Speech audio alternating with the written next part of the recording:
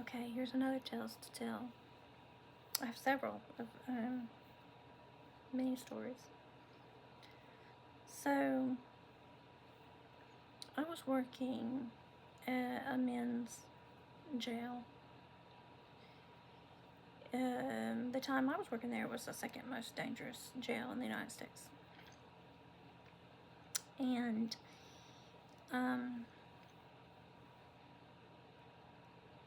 I carpooled.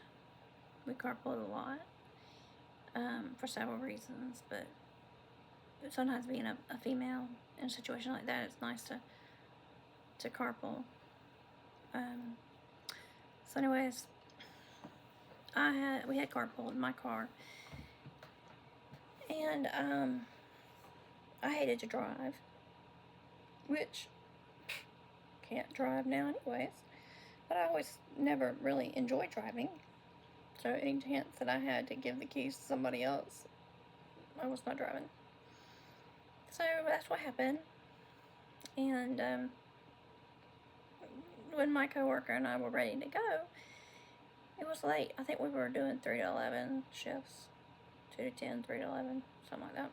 So it must have been midnight. And went to the car. No keys. And my coworker didn't have the keys. And we looking in the car, and there's the keys. So, just so happened that in that jail, the medical staff were nurses, were veteran military medics, paramedics, EMTs. It was a pretty well-rounded group.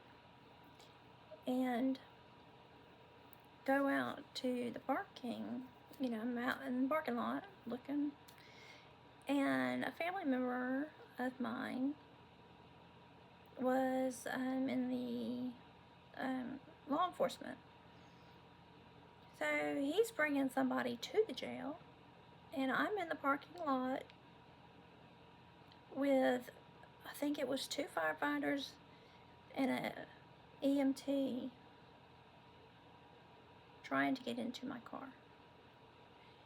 So he gets out of his car and he's like, "What are you doing here? What is going on?" I'm like, "We're stuck, can't get in." So now we have 2 firefighters, EMT, and 2 officers trying to get in my car. And nobody could get in the car. So I said, wait. Because I saw one of our regulars walking down the street. I don't know, he was just let out or what, but I said, look, let me ask him over there, because I guarantee you he can get in this car. And so, call him over there, and he's looking at these officers, and they're like, look, dude, if you can get in this car, we are not going to arrest you. Please break into her car. So he says, oh, just give me a minute. Let me go get my supplies. And he goes running down behind these buildings. This was in a very urban city central. So he goes running behind this building and brings back his kit. And it wasn't 5 seconds. And that man was in my car. So of course he got paid. I think we gave him a $20 tip or something. But that was just so funny. But it was also, if they want to break into your car, they're going to break into your car. I mean, luckily, I never had that done. Except when I asked to break into my car. But I never had it done you know, in a bad way. But there were, oh yes, there was a doctor, and you know who you are. There was a doctor who was the odd bird, and it wasn't about a couple weeks after he started that he got his car tore up in the parking lot where the doctors and administration parks, and it's secure parking lot. He got his car tore up.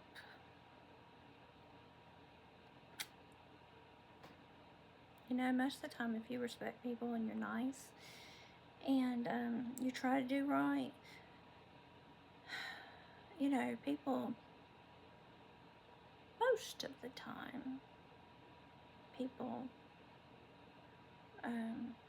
find that to be something that they do like. But when you're not, things happen. What is it? What do they say? F-A-F-O? I think that happened to him. I think he F-A-F-O'd, and it was rememberable.